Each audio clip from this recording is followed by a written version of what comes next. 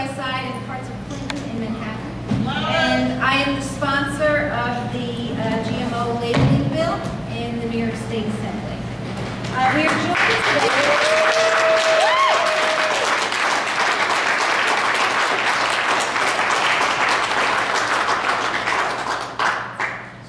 joined today. By advocates from some of the state's foremost consumer protection, environmental, and food policy advocacy organizations to urge the New York State Assembly to pass the bill, which would require certain food products that have genetically modified organisms in them to be labeled.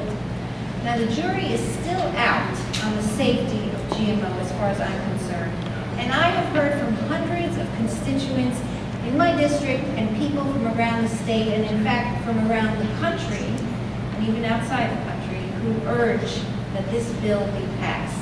Woo! You know, it is astonishing that in this day and age, our federal government is being held hostage by corporate giants like Monsanto and their well-paid lobbyists to block sensible, right-to-know labeling laws across the country. Yes. Now, we're going to learn from testimony today that the industry is prepared to fight tooth and nail to ban the labeling of GMO foods. They will argue that labeling of GMO foods would put them at an economic disadvantage. But Monsanto's sales were $4.25 billion this third quarter, so I really don't think they're hurting. Nevertheless, the current monopolization of the industry poses a real threat to the biodiversity of the seed industry and our food products. Yes. Yes. Yes. As chair of the Legislative Commission on Science and Technology and a member of the Assembly Committee on Agriculture, I refuse to put corporate profit above the rights of New Yorkers to know what they are putting in their bodies. Yes. Yes.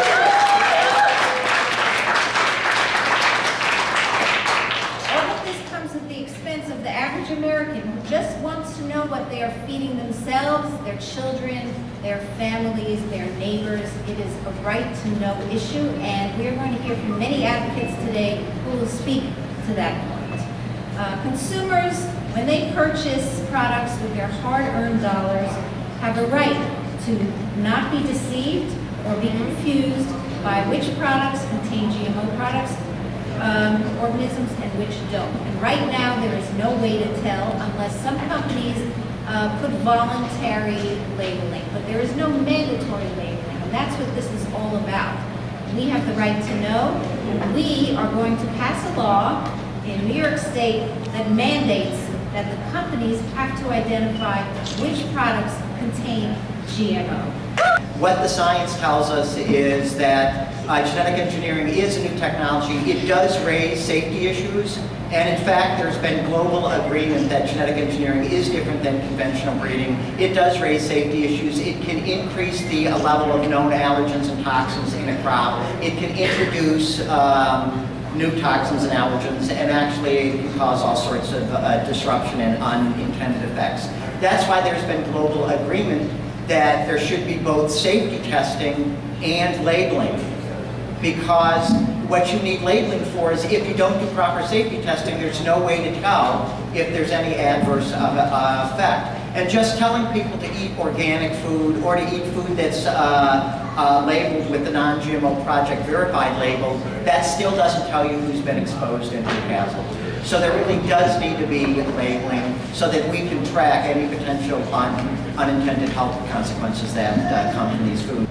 Last time we checked, Monsanto, the GMA, and Kraft were not New York State constituents and should have no right whatsoever to dictate New York food labeling policy. Yes! But 93% of us, according to the New York Times, we who elected these legislators to represent our interests want GMO foods labeled. We demand transparency. If it's GMO, then label it. My name is Heidi Rivera, and I work for a national consumer advocacy group called Food and Water Watch. And I'm so excited to be here, joining with New Yorkers who are saying that we have a right to know, to decide what we're going to eat, what we're going to feed our families, and we deserve to know how it is produced. So folks all over the country are organizing around this. There's been fantastic work drawing this issue up to this national level. We're so excited to see New York joining in. And this is not complicated. This is basic information about how our food is produced. Consumers around the world already get this. U.S. food companies sending food into those countries already supply this information. So it's time for this labeling to be mandatory here in the U.S., and we're so excited to be here to say that New York should be one of the first places to pass this legislation and get the ball rolling. I'm an organic food producer. I'm based upstate.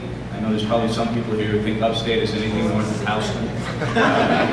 We're actually up in the Finger Lakes, and I'm here to talk a little bit today about the cost of labeling change. As a food producer, we change labels regularly. We change them because of ingredient changes, nutritional changes, marketing changes, a better color, a better font. These are regular changes that occur. The cost for these changes is nominal. When I hear people talk about an increased cost of food because of a GE labeling, honestly, as a producer, it makes me laugh until it makes me sick when I think about what I am concerned about GMOs maybe doing to my family and our lack of awareness because of the labeling program. That's where it stops being kind of a joke and starts to get real serious for all of us. Yeah. And I hope today that we are all able to help share with you some of the information we've learned and to help give New Yorkers the right to know what they're eating. What we need to do, the labeling is so important just so more people are aware of all of the issues involved with the whole GMO and GE issue. And the farmers of New York State are faced with this daily when they go out in their fields, and hopefully we will hear from some more today, and I just am here to be one voice for that. Thank you again, Assemblymember Rosenthal, for sponsoring this really important legislation on labeling GMO foods. For us, NIPERG is a statewide environmental and consumer advocacy organization. For us, this comes down to a fundamental issue of consumer choice. Many of us here are concerned about the health of these products because we know that they haven't been properly tested. But there are many, many other reasons why a consumer might choose not to purchase GMO foods. This includes the enormous use of pesticides. We know for a fact that the agricultural practices used for these GE crops have resulted in a dramatic increase in the use of pesticides. The issue of cross-pollination with native species and conventional species. People may have concerns, moral and ethical concerns about just the whole concept of transferring a gene from across kingdoms, from an animal to a plant. There are many, many reasons why consumers may not want to purchase these foods. Until now, the federal government has failed to protect consumers' right to know, and that's why it's so important for states like New York to step up to the plate and pass labeling legislation. So thank you very much. I'd also like to thank our Chair of Consumer Protection, Assemblymember Jeff Dinowitz, whose district is in Riverdale. And that's why we're helping to support the Bronx economy by being here at Lehman College. I thank all of you for coming. We're going to hear from a lot of witnesses on both sides.